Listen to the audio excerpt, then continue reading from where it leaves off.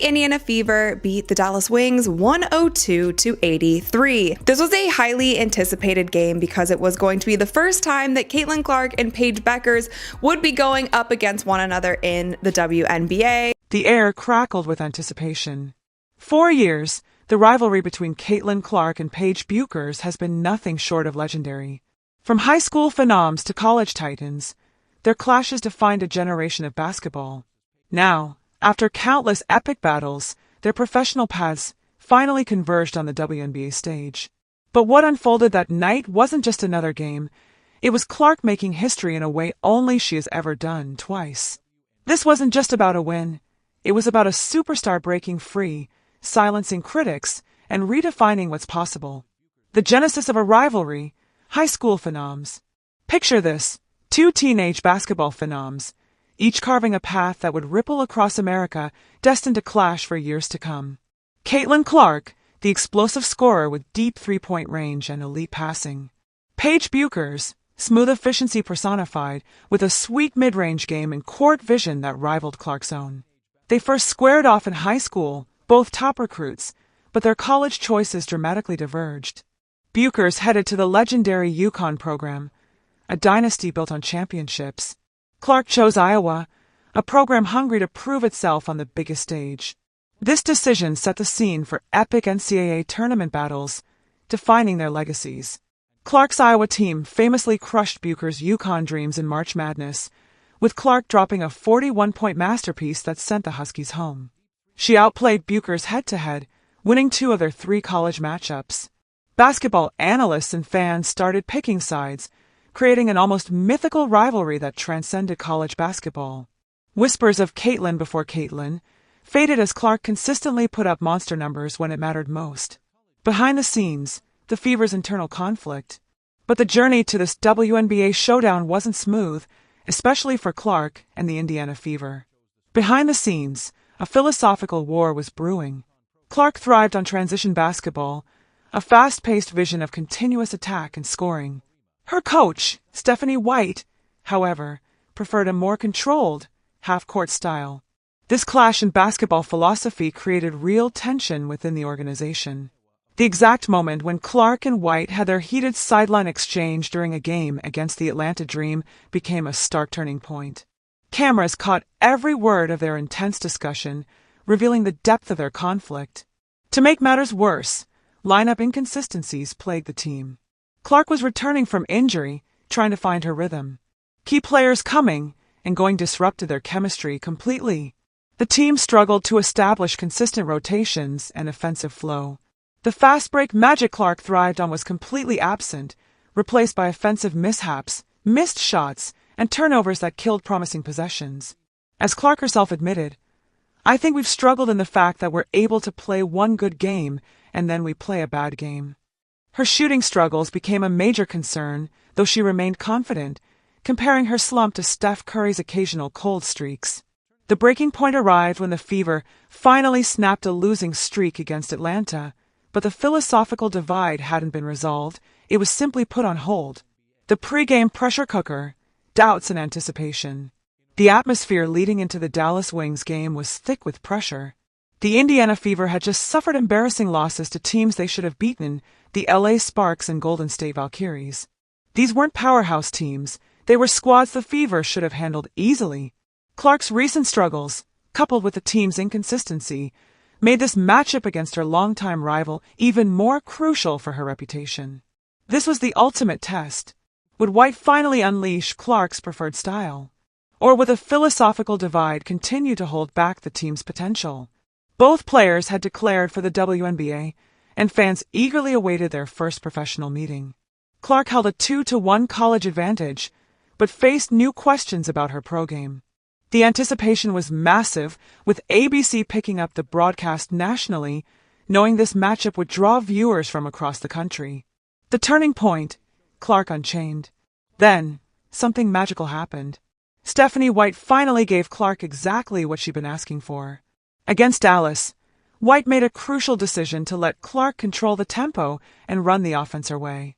This wasn't just a small adjustment. White completely changed her approach, trusting Clark to lead the team at the pace she wanted. Early in the game, It wasn't clear if the strategy would work. Both teams felt each other out in the first quarter. The Fever looked good, but not spectacular, slowly finding their rhythm. The Wings kept pace, and the game felt competitive. But then came the explosive second quarter when everything clicked. Clark started pushing the pace like never before, finding teammates with those full-court passes fans call touchdown passes. The Fever scored an incredible 36 points in that quarter alone, outscoring Dallas by 21 points in just 10 minutes. This wasn't just good basketball, it was basketball poetry in motion. A collective masterpiece, the team elevates. Clark's teammates responded to her leadership in amazing ways. Kelsey Mitchell caught fire, scoring 20 points on 8 of 12 shooting, extending her double-digit scoring streak to 21 games. Mitchell was hitting shots from everywhere, feeding off Clark's energy and pace. Natasha Howard ran the floor like a gazelle, finishing with 18 points on an efficient 8 of 9 shooting, attacking the rim relentlessly. Aaliyah Boston dominated inside, using her size and strength to control the paint, finishing every opportunity Clark created for her. The chemistry between Clark and Boston was perfect. Clark would draw defenders with her speed, then find Boston for easy baskets. Here's what made this performance truly special. The Fever scored a franchise record 64 points in the first half. This broke their previous record of 63 points set back in 2016 and marked the highest scoring half by any WNBA team during the 2025 season. The Fever's 30 assists tied a franchise record, and 13 of those came from Clark. This proved she could elevate everyone around her when given freedom. Clark wasn't just scoring, she was making her teammates better. The ball movement was incredible. Every pass had purpose. Every possession felt dangerous. Sophie Cunningham provided the perfect spark off the bench, adding another scoring threat with 13 points, including a driving layup that helped her reach 1,500 career points. The second quarter's 36-point output tied for the third most points scored in a single quarter in Fever franchise history, with the team shooting a blistering 76.2% from the field during this period. They went on a dominant 33-9 run that lasted nearly 8 minutes. The Wings had no answers for this pace and energy. The game became a complete blowout. This wasn't just a win, it was proof that Clark's vision for fast-paced basketball could dominate at the professional level. White had finally unleashed the monster, and the results were historic. History etched Clark's unprecedented stat line. But here's the moment that will be remembered forever. While dominating the game, Clark was quietly putting together a stat line that had only been achieved once before in WNBA history. She was doing everything on the court, scoring when needed, setting up teammates perfectly. And then, something special started happening on defense. The numbers were building. Clark had 14 points, showing she could score efficiently without forcing shots.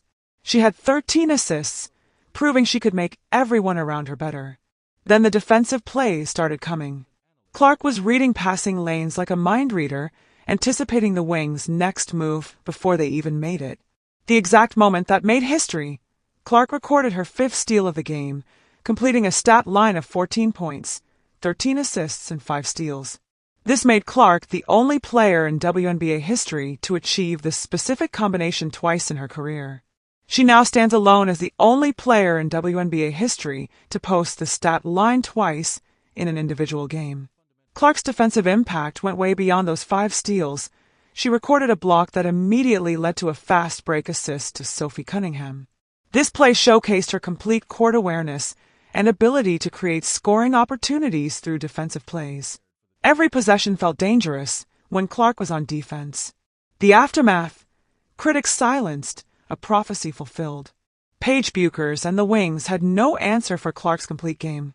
The most telling statistic was Auriemma, who was supposed to be one of the Wings' best players, going 0-4, 10 from the field and finishing with only 2 points. Clark's defensive pressure and the Fever's team defense made her completely ineffective. The Wings' strategy of being physical with Clark backfired completely. They resorted to grabbing her off the ball and not switching screens. This approach was ineffective because Clark used their aggression to find open teammates and drive to the basket. Every time they tried to slow her down physically, she found a way to make them pay. The final score of 102-83 told the whole story.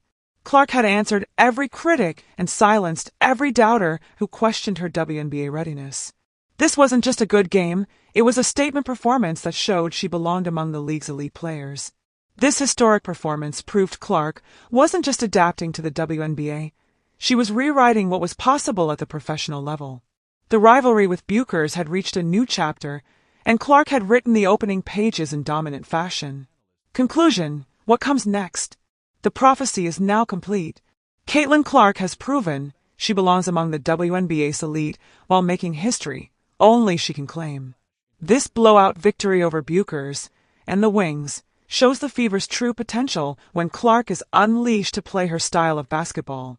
Franchise records fell, individual achievements piled up, and most importantly, the team chemistry finally clicked when Coach White trusted Clark's vision.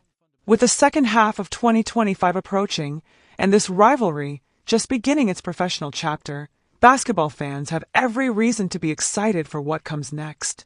The Fever face challenging road games against Connecticut and New York ahead.